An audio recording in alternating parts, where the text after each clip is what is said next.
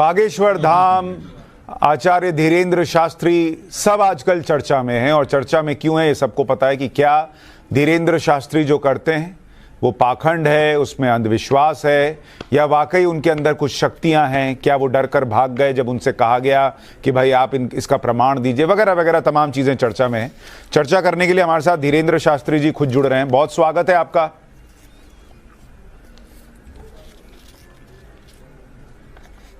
बहुत बहुत धन्यवाद। श्री सीताराम, जय बागेश्वर धाम की और जय सनातन धर्म की। आपके पास आवाज जा रही है हमारी? जी बिल्कुल जा रही है धीरेन्द्र शास्त्री जी, आपकी आवाज तो पूरे देश में आजकल जा रही है, आपकी चर्चा भी हो रही है। क्या आपके पास वाकई कुछ शक्तियां हैं? वाकई आपके पास शक्तियां हैं, या जो आप पर आरोप लग रहा है आप अंधविश्वास फैला रहे हैं, एक्टर्स लेकर आते हैं, ऐसा कुछ है? बागेश्वर हनुमान जी की कृपा है। हाँ देखो, अंधविश्वास और विश्वास एक ऐसी कसौटी है जो बहुत ही बारीक कसौटी है। इस कसौटी पर बहुत बारीक दृष्टि की आवश्यकता है। अंधविश्वास फैलाने वाली बात ना तो हम कोई जादू टोना करते हैं, ना हम कोई झाड़ फूंक करते हैं। हम केवल अपने इष्ट से प्रार्थना करते हैं और हमारे इष्ट बागेश्वर बालाजी महाराज, बागेश्वर हनुमान जी महाराज केवल हमारी नहीं, हर उस भक्त की सुनते हैं जो श्रद्धा और विश्वास पूर्वक उनके चरणों में आता है। फिर आप कहेंगे माध्यम क्यों? आदिकाल से ही गुरु परंपरा का वह रहा। तो हमारे यहाँ 3 पीढ़ियों से दरबार लग रहा। हमारे दादा गुरु जी भी लगाते थे, उसके पूर्व में भी एक संत हुए वो भी लगाते थे, तीसरी पीढ़ी में हम भी। हमने कभी कोई दावा नहीं किया हम कोई ईश्वर हैं, या हम कोई चमत्कार करते हैं, या हम कोई मिरेकल करते हैं। हमारे पास जो गुरु कृपा है, हम ईश्वर से प्रार्थना करते हैं। जैसे पुत्र के बीमार होने पर माता और पिता प्रार्थना करते हैं, वैसे ही शिष्य के आपत्ति विपत्ति में हम अपने इष्ट से प्रार्थना करते हैं और हमारा इष्ट चमत्कार हमारे बालाजी कृपा कर देते हैं। उसे लोग अलग अलग दृष्टि से देखते हैं। तो अब आप इसको किस दृष्टि से देखेंगे ये आपके ऊपर है। पर सनातन में क्या ताकत होती है उसका प्रत्यक्ष प्रमाण बागेश्वर बालाजी का दरबार है। पर धीरेन्द्र शास्त्री जी, आप कह रहे हैं आपके पास कुछ विशेष पावर्स नहीं है, आप कोई चमत्कार नहीं करते, लेकिन आप अपने ईष्ट से या हनुमान जी से जब कुछ कहते हैं तो वो कर देते हैं। ये तो सबके साथ नहीं होता। मैं तो हनुमान जी को देख नहीं सकता, उनसे बात नहीं कर सकता, हाँ अंतरात्मा से प्रार्थना कर सकता हूं, मेरे पास ये पावर नहीं है। वो प्रार्थना में दोनों में जमीन आसमान का अंतर है। कहने में और प्रार्थना में दोनों में अंतर है। कहना ऑर्डर हो गया, प्रार्थना स्तुति हो गया। तो आपको प्रत्येक भक्त को अनिवार्यता है। नहीं, लेकिन आपके पास जो पावर्स हैं वो मेरे पास तो नहीं है ना, तो आप तो विशेष हुए फिर। उसके लिए फिर आप, हम कोई विशेष नहीं है, ये आपकी दृष्टि है। अगर आप मानते हैं तो हमें कोई बुराई नहीं है। जो कई लोग हमें उल्टा सीधा भी तो मानते हैं, तो उससे भी हमें कोई बुराई नहीं है, उनके प्रति हमारी कोई नाराजगी भी नहीं है। तो ये आपकी दृष्टि है, हम अपने आप को नहीं मानते। आपको हनुमान जी दिखते हैं क्या? नहीं, बिल्कुल भी नहीं। हमने ऐसा कभी दावा भी नहीं किया। तो आप जब संपर्क साधते हैं तो कैसे साधते हैं? मतलब आप अपने विचार में संपर्क साधते हैं?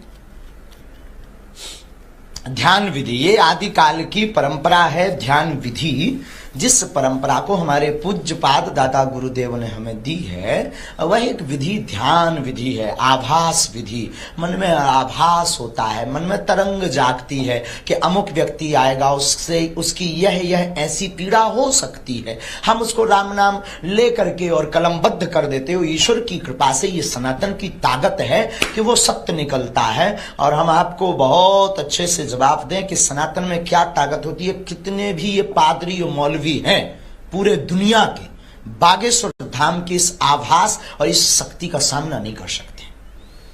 तो मुझे ये बताइए, आपके पास ये शक्ति, क्योंकि हमारे सनातन में क्या ताकत है। और पहली बात, पहली बात, बोलिए आप बोलो, हमारी तो आदत। नहीं, मैं आपसे तो आप लोग ये कहना बंद कर दीजिए अंधविश्वास और विश्वास क्या है। भारत में चादर चढ़ाना विश्वास श्रद्धा है, लेकिन भारत में अर्जी का नारियल बांधना अंधविश्वास है। भारत में कैंडल जलाना श्रद्धा है, लेकिन बागेश्वर धाम की अर्जी लगाना अंधविश्वास है। ये दोगलापन लोग लाते कहां से हैं? हमें तो इस बात पे हंसी आ रही है। हम बहुत मनमौजी आदमी हैं। तो धीरेंद्र शास्त्री जी, आपको लगता है कि ये खास तौर पर जो हिंदू बाबा हैं या हिंदू धर्म से जुड़े हुए सनातनी हैं, उनको टारगेट किया जाता है और दूसरे धर्म में अगर यही चीज हो रही हो तो उसको छोड़ दिया जाता है?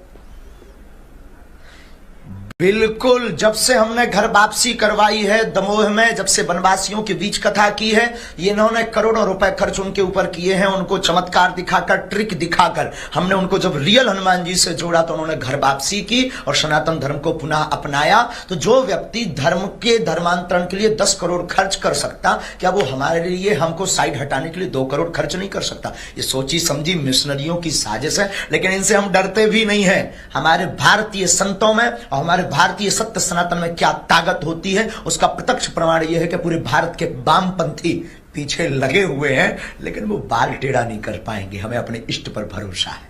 तो आपको इसका मतलब आपके इष्ट ने पहले ही बताया होगा कौन पीछे लगा है, कितने पैसे देकर लगा है? आभास, बिल्कुल बिल्कुल। छतारी कथा 1.5 महीने 2 महीने पहले लगभग भाई साहब हुई होगी। हमारी तो पहली बार आपसे बात हो रही, कभी प्रत्यक्ष मिलना तो आप हमको, हम बहुत साधारण आदमी हैं भैया। और छतारी कथा में हमने कह दिया था कि मेरे भारत के सनातनीय लोगों, अब हमारे ऊपर जो हमें आभास गुरु प्रेरणा से हुआ, अब हमारे ऊपर लंबे लंबे हमला होने। ये तो फर्स्ट चुनौती है, ऐसी तो अभी बहुत चुनौतियां हमको पार करनी है, देखते जाइएगा। हम टोपी वालों को भी सीताराम बुलवा देंगे, आपकी न्यूज पर बोल देते हैं, क्यों चिंता कर रहे हो तुम? अच्छा धीरेंद्र शास्त्री जी, ये बताइए, अभी मैंने आपका एक वीडियो देखा जिसमें एक व्यक्ति, जिस पर कहा जा रहा है कुछ प्रेत आत्मा आई हुई है, और आप किसी को कह रहे हैं इसको उठा के पटको, इसको नीचे फेंको। किसको बोल रहे थे आप? कौन उठा के पटक रहा था? पटको आभास रूप में हमारे पास जो बागेश्वर बालाजी की सेना है, हमें ऐसा आभास होता है कि उनकी जो गढ़, उनके जो वीर हैं, ऐसा आभास होता है। जो पराशक्तियां, देखो भाई, जो उसमें गया ही नहीं उसे क्या बता दें। अब किसी कोई अंधा व्यक्ति कहे कि सूर्य दिखाओ, तो उसे कैसे सूर्य दिखा दें? और दूसरी बात श्रीमान जी, हम आपको बताएं, भूत प्रेत वाली बात है। कोई उसे नेगेटिव एनर्जी कहता है, कोई पॉजिटिव एनर्जी कहता है। और हनुमान चालीसा में 500 साल पहले लिख गया, भूत पिशाच निकट नहीं आवे, महावीर जब नाम सुनावे। तो क्या आप हनुमान चालीसा को गलत मान रहे हैं? मैं तो नहीं मान रहा। नहीं मान रहे हैं तो फिर हम नहीं मान रहे हैं। अब फिर कंट्रोवर्सी क्यों?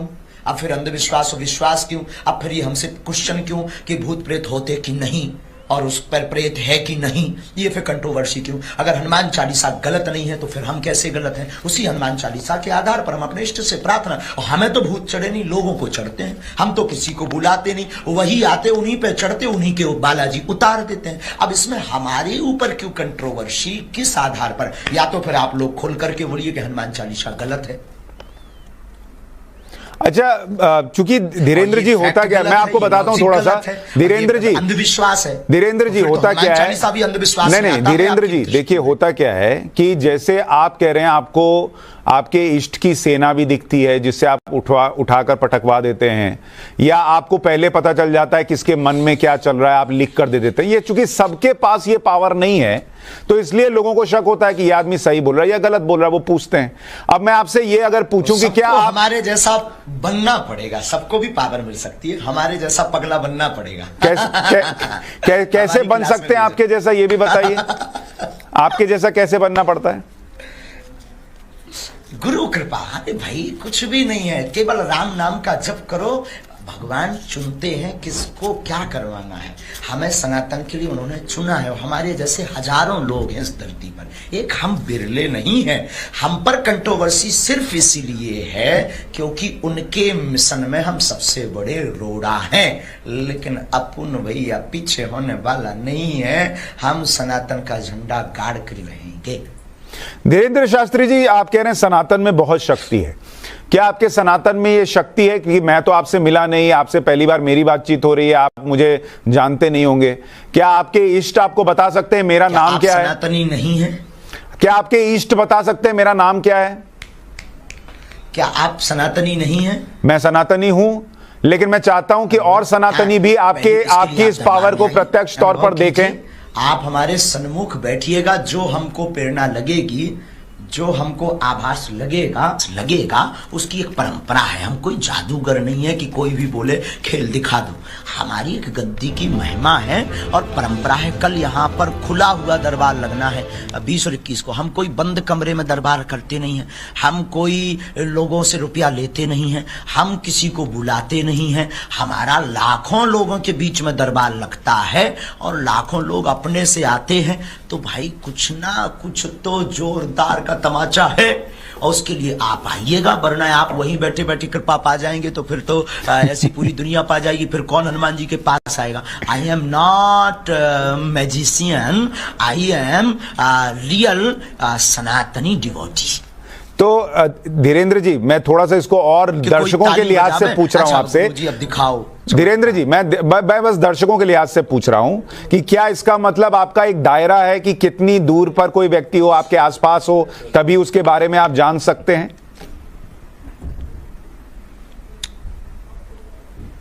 कोई दायरा नहीं है। दरबार की गद्दी की परंपरा है जो हमारे दादा गुरुजी लगाते थे। गद्दी पर आवाहन किया, श्री हनुमान जी से प्रार्थना की कि हे बागेश्वर बालाजी, जितने सन्मुख बैठे हैं उनकी जो जो पीड़ा है उन पर अपनी कृपा करो। हनुमान चालीसा का मन ही मन पाठ किया और मन में आभास को लेकर के पेन कागज लिया, लिखना शुरू कर दिया।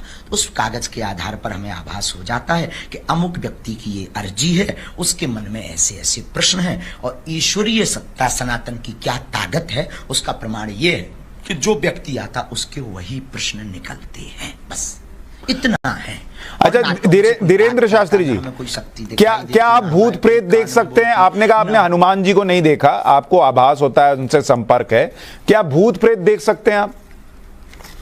हमने किसी को नहीं देखा। हम काहे भूत प्रेत को देखेंगे? काहे हम भैया मरे आदमी, हम जिंदा आदमी है भैया। भूत पिशाच निकट नहीं आवे। इस हनुमान चालीसा की सिद्धि के कारण जय जय हो जाता है भैया।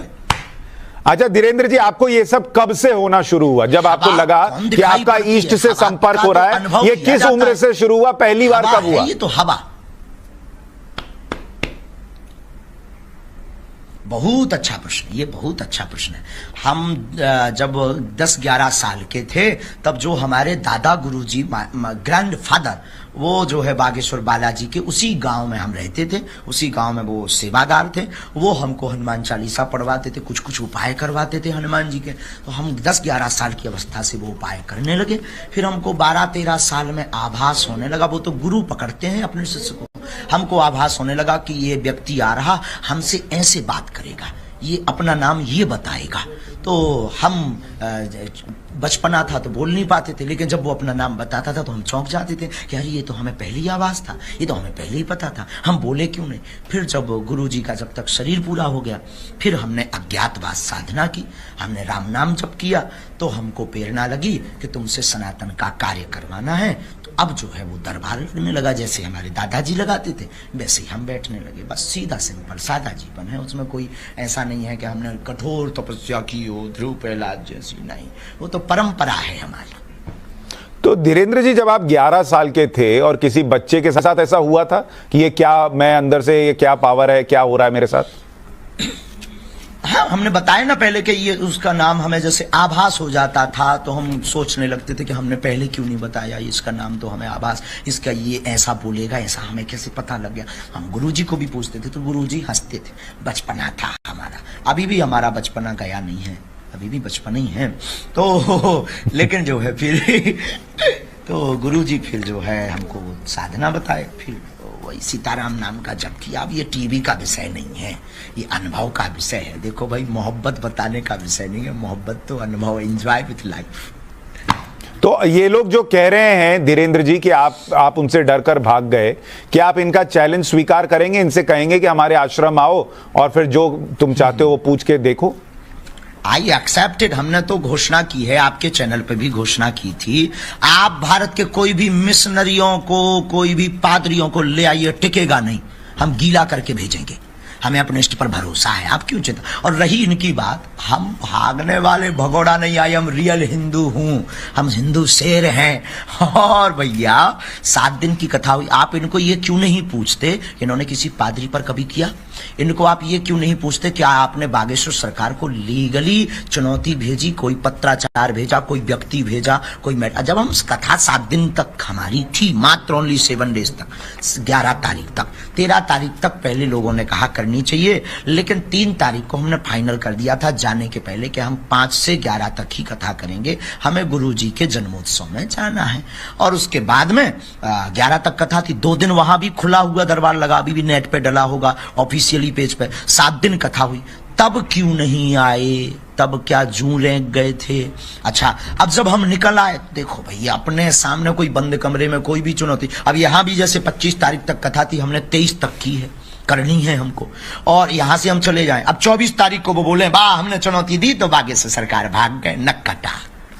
भाई जब हैं आ जाओ, कल किराया खर्चा ले लेना, तुम्हारी अगर पहुंचो उनके पास, उनसे कह देना बुढ़ापे में काहे बेफिजूली में हम और टिबेटन में समय बर्बाद करवा रहे, इतने में हमें सेवा कर लेने। आप हैरान हो रहे जी हैं, रात के 10 बजे बेचारे आप भी बोल रहे कछु और देश की मुद्दा पे, गरीबी पे चर्चा करते तो भलो हो तो भारत को, हमारे पीछे पड़े हैं। तो उनसे कह दो कि ये दूध का दूध पानी का पानी कर लो, झंझट खत्म करो, सीधा आ जाओ, किराया खर्चा ले लो। हम अपने जगह भी नहीं है, हम भी दूसरे स्टेट में हैं और 200-250 किलोमीटर है, उनको खबर भेज दो you come here to Bageshwar Dham दरबार, झंझट खत्म। हमें जो आज्ञा जिज्ञासा लगेगी हम बता देंगे, नहीं लगेगी नहीं बताएंगे, निर्णय करना ना करना वो बालाजी का है। बेफिजूली की बातें ही क्यों इतनी हो।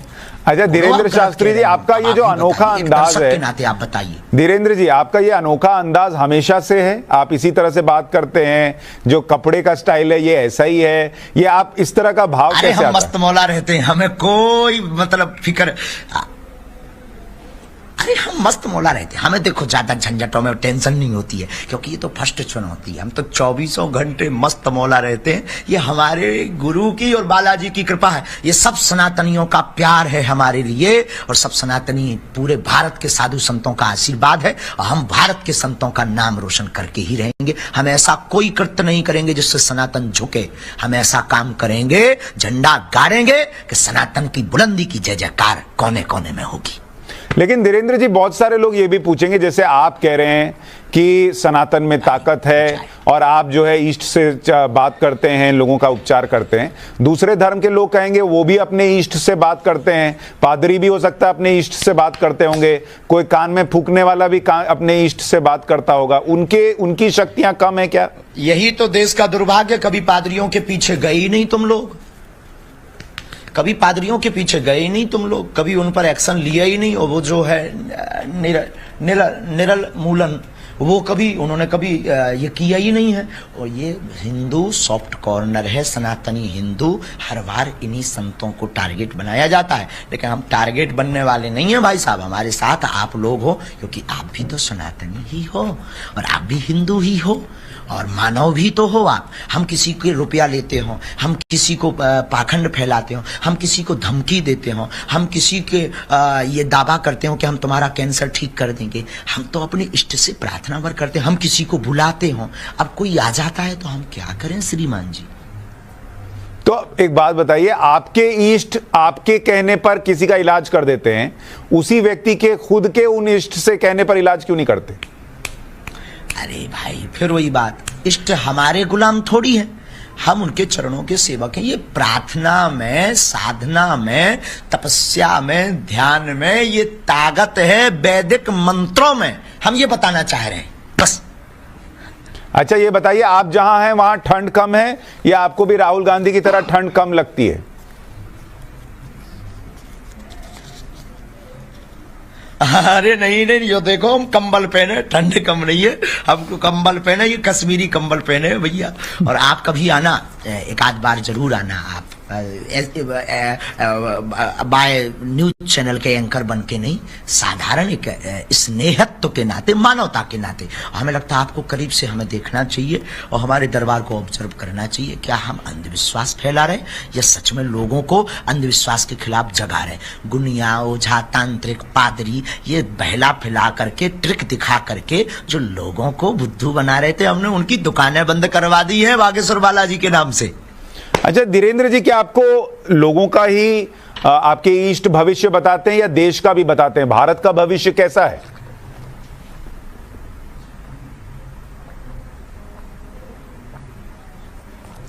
देखो, बहुत अच्छा प्रश्न है ये कोई बहुत काम की बात है, इससे हृदय गदगद है हमारा। हम भविष्य नहीं बताते, हम ईश्वर से प्रार्थना करते हैं और जो पर्चे पर लिखता है, जो जैसा प्रश्न करता है, हमारे पास राजपीठ के लोग भी आते, हमारे पास पूरे प्रदेश की मंगल कामना वाले लोग भी आते, हमारे पास पूरे राष्ट्र की, सनातन हिंदुत्व धर्म की उन्नति की कामना वाले लोग भी आते। जो जैसी प्रार्थना करते उनको यथा उचित जवाब उस पर्चे पर लिख कर आ जाता है। तो मतलब अगर मैं आपके पास आकर पूछूं कि भारत का भविष्य कैसा है, तब आप भारत के भविष्य के बारे में बता पाए। अच्छा, ये आपकी कप की भी बड़ी चर्चा, ये आपके दादाजी का कप है जिसमें आप दिन में 30-40 बार चाय पीते हैं? ये हमारे दादा गुरुजी का कप है। हाँ, ये नरेली है, खोपड़ी है, इसका नाम है खोपड़ी। ये खो पड़ी इसीलिए इसका नाम है खोपड़ी। और मैंने सुना आप दिन में 30-40 कप चाय पी जाते हैं।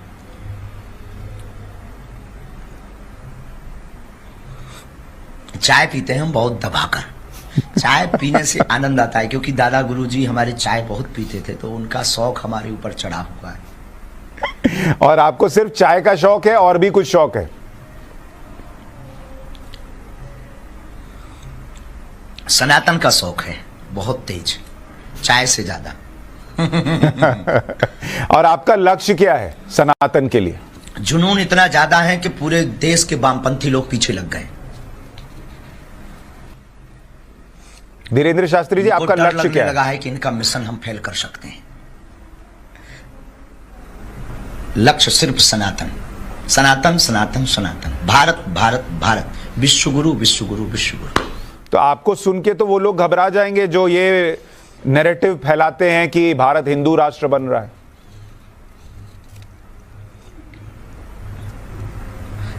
उसी कारण से तो ये हम पर आरोप लगा रहे हैं, चुनौती लगा रहे हैं। ये क्या उद्देश्य है? यही तो एजेंडा है। घबरा जा रहे हैं कि घबरा गए, देशत में हैं, प्राण उनके निकल रहे, ये सब कछु खर्चा कर भी तैयार है, रुपया भी, लुगैया भी, न जाने का उनकी जय जय हो गए। आपको लगता है भारत कभी हिंदू राष्ट्र बन जाएगा? आप चाहते हैं भारत हिंदू राष्ट्र बने? बोल देते हैं हिंदू राष्ट्र है, बस घोषणा की आवश्यकता है, इसीलिए तो हम लगे, हम हिंदू राष्ट्र बनवा करके रहेंगे। हमें पता है हम ना भी बना पाए पर क्रांति तो जगा कर रहेंगे। आपके हिंदू राष्ट्र की परिकल्पना क्या है? वहां मुस्लिम, सिख, ईसाई रहेंगे?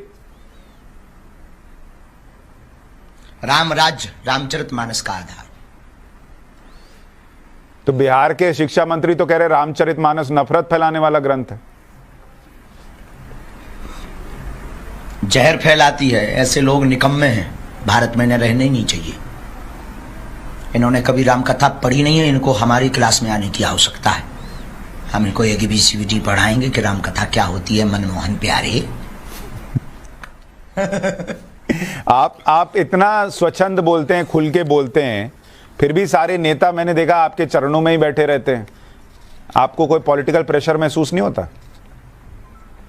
क्योंकि सांच को आंच नहीं, जो सत्य होता है वो कभी झुकता, डिकता, टिकता, डरता नहीं, झुकता और डरता नहीं है, हमेशा टिकता है। और झूठ का आकर्षण कुछ देर के लिए जरूर होता है पर टिकता नहीं है। श्रीमान जी, बड़े बड़े लोगों ने हमें चुनौती दी, हमारे पीछे लगे पर टिके नहीं। क्यों? क्योंकि झूठ ज्यादा देर टिकता नहीं और पॉलिटिक्स से हमें मतलब नहीं। हम तो पूरे विश्व की मंगल कामना करते हैं। हम उस धर्म से हैं जहां वसुदेव कुटुंबकम की चर्चा करते हैं। तो हमारे पास अगर वो आते हैं तो बहुत कुछ आशीर्वाद भी तो पाते हैं सन्यासी बाबा का।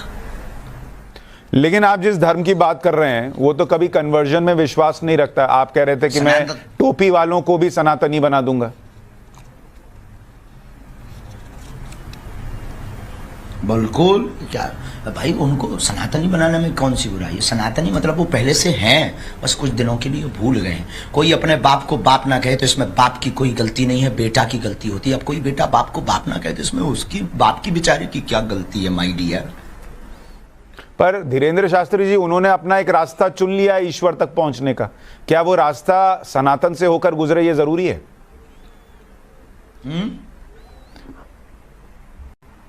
क्या मैं कह रहा हूं, उन्होंने अपना एक रास्ता चुना है अपने ईश्वर तक पहुंचने का। क्या वो रास्ता, हर रास्ता सनातन के रास्ते से होकर गुजरे, ये जरूरी है? ईश्वर एक है, दिखाई देने वाले रूप अनेक हैं, पर ईश्वर परमात्मा एक है। शास्त्र ऐसा कहते हैं। तो क्या इसके लिए जरूरी है कि टोपी पहनने वाले को भगवा पहनना पड़े? भगवा पहनना जरूरी नहीं है, पर मुख में राम नाम जरूरी है, क्योंकि उनके तो ब्लड भी भगवा है भैया। कौन ऐसा है जिसका ब्लड भगवा ना हो?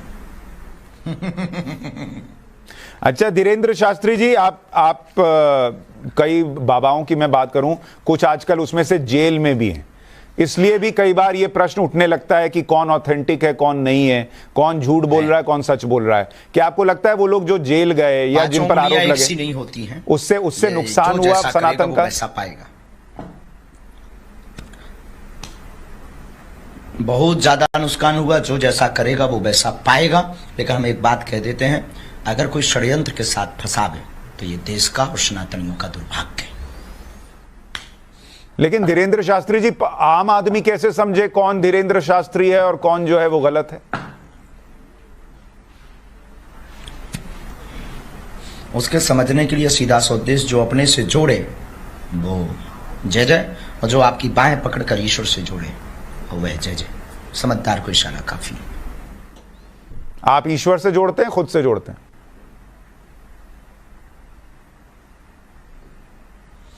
खबर नहीं, आपको अनुभव करना चाहिए। हम तो कुछ भी बोल सकते हैं, हमारी बात कौन मानेगा? आपका अनुभव क्या कहता है? कभी आइए सामने। और उसके लिए आपके आश्रम आना पड़ेगा। आश्रम जरूरी नहीं, दरबार लगता है। हम आपके दिल्ली भी आएंगे, भोपाल भी आते हैं, इंदौर भी आते हैं, मुंबई भी जाते हैं, जहां आपको लगे। अभी रायपुर है, हमारा आश्रम थोड़ी है। रायपुर तो हमारी भारत माता की माटी है। छत्तीसगढ़ हमारी छत्तीसगढ़ महतारी की माटी है, भूमि है। और ये देश, ये भूमि किसी की नहीं हुई है, प्रत्येक राष्ट्रवादी हिंदुत्ववादी लोगों की भूमि है। तो आप आइएगा, जरूरी नहीं आश्रम आए, आश्रम हमारे आए। और हमारा आश्रम है कहाँ? बागेश्वर बालाजी का धाम है, वहां आए। हमने कोई ऐसी आश्रम की व्यवस्था भी नहीं बना रखी है। 3 साल से अन्नपूर्णा भंडारा चल रहा, 121 बेटियों का विवाह फिर से करने जा रहे हैं, हर साल कर रहे हैं। एक बहुत बड़ा कैंसर हॉस्पिटल बनाने जा रहे हैं। आज तक किसी भी न्यूज वाले ने इन पर चर्चा नहीं की। ये दुर्भाग्य है, इसलिए हम अपना आश्रम देते हैं। अच्छा, आपने मुझे निमंत्रण दिया, मैं भी आपको निमंत्रण देता हूं, आप कभी हमारे स्टूडियो आइए। भारत सरकार शस्त्र के लाइसेंस भी देता है, पहले उनको बंद करवाइए। और बुलडोजर हमने आत्मरक्षा के लिए कही है। किसी को अगर अपनी जानमाल का खतरा है तो वो क्रेन रख ले, हमें क्या प्रॉब्लम? पर ऐसे लोग क्रेन रखेंगे तो फिर पुलिस क्या करेगी? के लिए, टीआरपी के लिए हम कभी कोई बयान भी नहीं देते हैं। एक बात बड़े स्पष्ट रूप से कहते हैं, सनातन के लिए देते हैं। पर धीरेन्द्र शास्त्री जी, सब क्रेन रखें, बुलडोजर रखें तो फिर कानून व्यवस्था कहां बचेगी? कानून व्यवस्था के सहयोग के साथ में। लेकिन जब कानून व्यवस्था बहुत देर से आवे, जब कानून व्यवस्था चरमरा जावे, जब कानून व्यवस्था लगे कि सहयोग नहीं कर पाएगी, बहुत देर से आएगी, उसके पहले अगर कोई प्राण आपकी घातक कर ले, कोई आपकी हत्या कर दे, तो फिर कानून तो तब होगा जब शरीर होगा। और शरीर नहीं होगा तो कानून का रक्षण, और हम अपने संविधान का रक्षण कैसे करेंगे? तो कानून के साथ आत्मरक्षा रखना चाहिए। ठीक है धीरेन्द्र शास्त्री जी, बहुत सारे आपके भक्त आपका इंतजार कर रहे हैं और आज एक मकसद था आपसे चर्चा करने का। आप जब नहीं भी आए थे तो हमने, हमारा शो है न्यूज की पाठशाला, और उसमें हमने ये मुद्दा हो गई। आप बहुत प्यारे हो, आपकी जिंदगी में खूब जय जयकार बनी रहे। मैं बस, हमें कोई दिक्कत नहीं है, हमें बहुत ज्यादा इन चुनौतियों से डर भय या बहुत ज्यादा विचलितता नहीं होती। आप बहुत अच्छे हो, कभी आइएगा, ये सब चलता रहेगा। ये तो एक बहाना था, असलियत में सनातनी हिंदुओं को हमें जगाना है। बहुत बहुत शुक्रिया धीरेन्द्र शास्त्री जी, हमसे बात करने के लिए बहुत धन्यवाद आपका। उन तक एक एक लास्ट खबर हमारी उन तक भेज दीजिएगा जी। मीडिया हब, डिबेट 3-13 ये जितने भी लोग हैं जिनको दिक्कत है उनसे कहिए आप बागेश्वर दरबार में जाकर देखिए। ये डिबेटों में अपना टाइम बर्बाद क्यों करेंगे? और वो जो है वो निरुलुमुनन उनके वो जो बुढ़ापे का उनका शरीर है तो बेचारे कहीं हाई ब्लड प्रेशर ना हो जावे, उनसे कह देना काय को बेफिजूली में दिन न रात तुम कान में ये खुस्सा खोसे रहोगे, हम आओगी 2-2 घंटा बर्बाद जाते, इससे अच्छे हम 2 घंटे में किसी का भला कर देंगे, भगवान से प्रार्थना उसके लिए कर देंगे, सनातन की चर्चा कर लेंगे। उनसे कहना ये मैटर ही खत्म करो, दूध का दूध पानी का पानी, दरबार में आ जाओ, झंझट खत्म, किराया खर्चा हमसे ले लो, गीलो करके हम भेज देंगे। सियावर रामचंद्र की बोलो गलत हो तो।